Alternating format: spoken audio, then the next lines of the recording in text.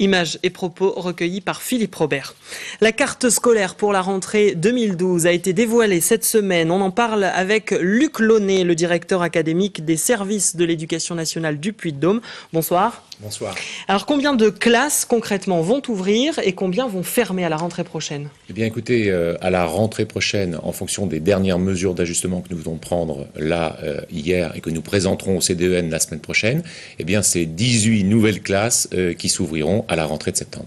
Donc ça, c'est l'opération finale, c'est-à-dire que vous prenez en compte celles qui ouvrent, celles qui ferment et vous faites la différence, voilà, c'est ça? Tout à fait. Mais alors concrètement, combien ouvrent, combien ferment? Alors concrètement, d'abord il y a les 12 places, les 12 postes qui nous ont été attribués par le ministre. Le ministre Peillon, relayant la position du président de la République sur les 1000 postes que la nation a vu venir depuis longtemps, eh bien, a donné sa répartition la semaine passée. C'était 25 postes pour l'Académie de Clermont-Ferrand.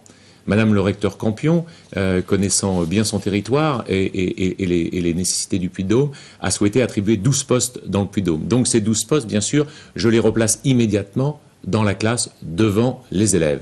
Et puis ensuite, nous avons dû observer que la prévision d'effectifs qui avait été faite au mois de février, lorsque nous avions déjà entamé ce travail, a montré à quelques endroits des effondrements d'effectifs. Donc là où les enfants ne sont pas, bien évidemment, les maîtres n'ont pas de raison d'être. Donc nous avons récupéré 6 postes que nous avons pu replacer immédiatement. Donc le total, 12 plus 6, fait bien 18. D'accord. Le nombre d'élèves, est-ce que c'est le seul critère pour ouvrir ou fermer une classe? Est-ce qu'on prend aussi en compte les réalités géographiques, sociologiques de la commune? Bien sûr. Dans la volonté du ministre de l'Éducation nationale, dans ce geste de générosité qui relance l'école, un fondement de l'école de la République qui est rappelé. Eh bien, il y a d'abord la présence de l'école sur les territoires ruraux. Alors, je peux vous citer quelques exemples. À La Chaux, une classe unique dont on a beaucoup parlé cet hiver. J'avais pris l'engagement de réouvrir dans la mesure où les élèves seraient présents. Les élèves sont présents. Eh bien, enfin pas de réouvrir, mais de maintenir la structure. Et donc la structure est maintenue. C'est le cas à Anzal-Luguet. C'est le cas à Compin-Val-Belay. 2 sites pour 17 élèves, vous voyez, mais dans une logique de réseau.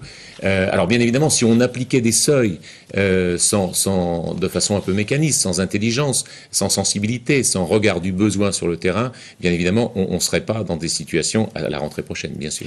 L'un des syndicats enseignants, l'UNSA pour ne pas le nommer, considère, lui, qu'il y aurait 45 écoles dans le Puy-de-Dôme qui auraient besoin d'une ouverture de classe. Est-ce que ça veut dire qu'on n'a pas ouvert toutes les classes qu'il aurait fallu ?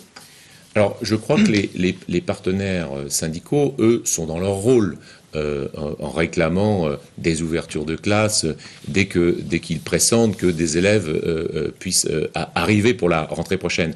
Le rôle de l'inspecteur d'académie, même si le titre aujourd'hui est directeur académique des services d'éducation nationale, demeure de mettre en œuvre les moyens que la nation lui donne.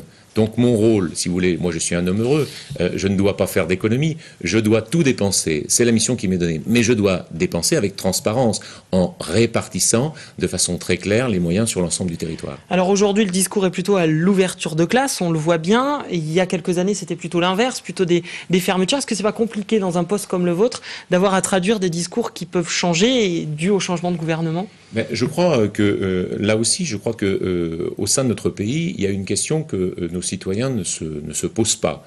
C'est celle du fait que la fonction publique d'État, qui je crois est une grande fonction publique d'État en France, quand je vois les collaborateurs avec lesquels je travaille, notamment auprès de la préfecture, eh bien c'est quoi? C'est de mettre en œuvre finalement le résultat des urnes.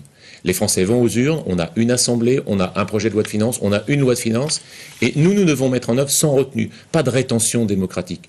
Pour autant, lorsque nous le faisons pas sans âme. Nous ne le faisons pas sans expertise. Donc il est important de savoir quelle est la volonté du ministre à ce moment-là pour la mise en action.